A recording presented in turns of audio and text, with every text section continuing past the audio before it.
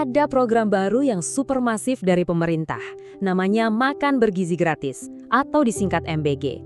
Tujuannya mulia banget, kasih makanan bernutrisi buat jutaan orang. Tapi, ya di lapangan, apalagi di daerah-daerah terpencil, ceritanya ternyata beda jauh. Yuk, kita bedah bareng-bareng. Coba deh bayangin, gimana caranya kita bisa antrin makanan yang masih seger dan pastinya bergizi ke jutaan anak di seluruh pelosok Indonesia. Dan ini setiap hari loh. Pertanyaan ini nih yang jadi jantung dari semua masalah logistik program raksasa ini.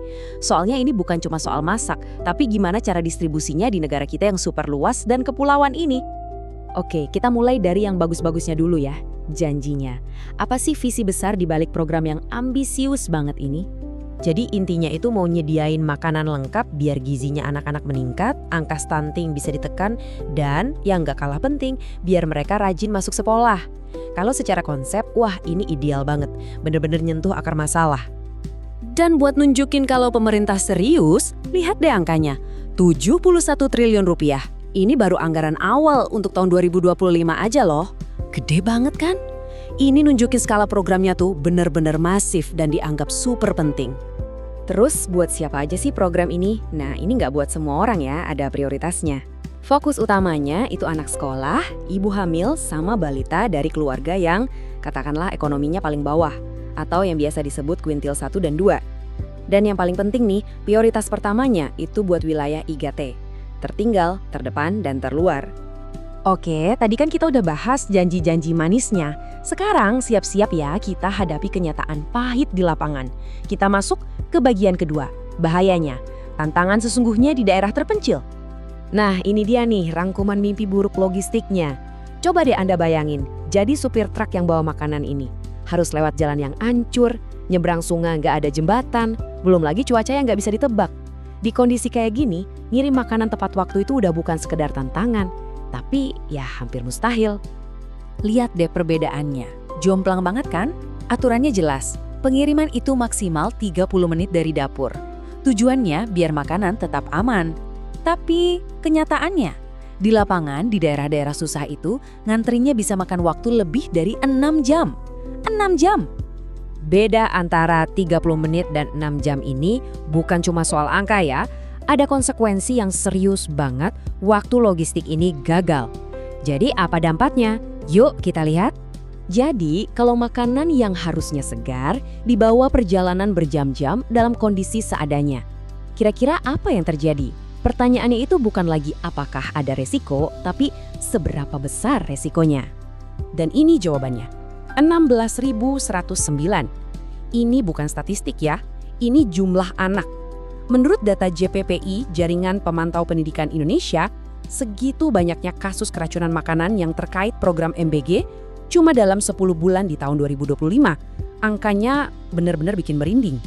Koordinator JPCEPI, Ubaid Matraji bahkan bilang, ini menjadikan kasus keracunan MBG sebagai tragedi pangan terbesar di sektor pendidikan tahun ini.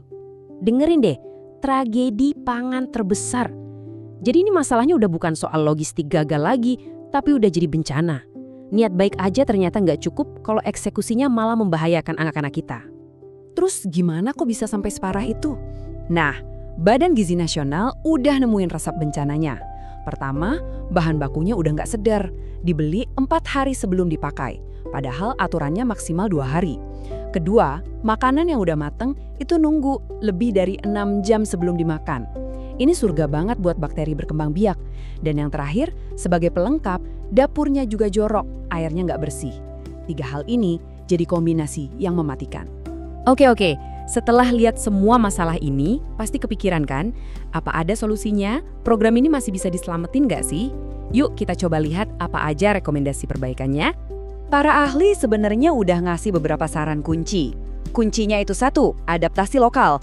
Jadi daripada repot-repot kirim bahan dari jauh, kenapa nggak pakai aja bahan pangan lokal yang jelas lebih segar? Sekalian kan bantu petani setempat. Terus pakai teknologi dong, sistem digital buat mantau distribusi secara real time. Jadi kalau ada masalah, ketahuan langsung, nggak nunggu ada korban dulu. Dan yang paling penting, soal gizi dan keamanan pangan, ya serahin ke ahlinya. Jangan cuma diserahin ke pelaksana proyek yang mungkin nggak ngerti. Nah, ini nih mungkin poin yang paling bikin kita mikir. Coba lihat tabel ini, tujuan-tujuan MBG, kayak mengurangi pengeluaran keluarga, bikin anak rajin sekolah, perbaiki gizi, itu semua kan sebenarnya udah jadi tujuan program-program yang ada, kayak kartu sembako, PIP, dan PKH.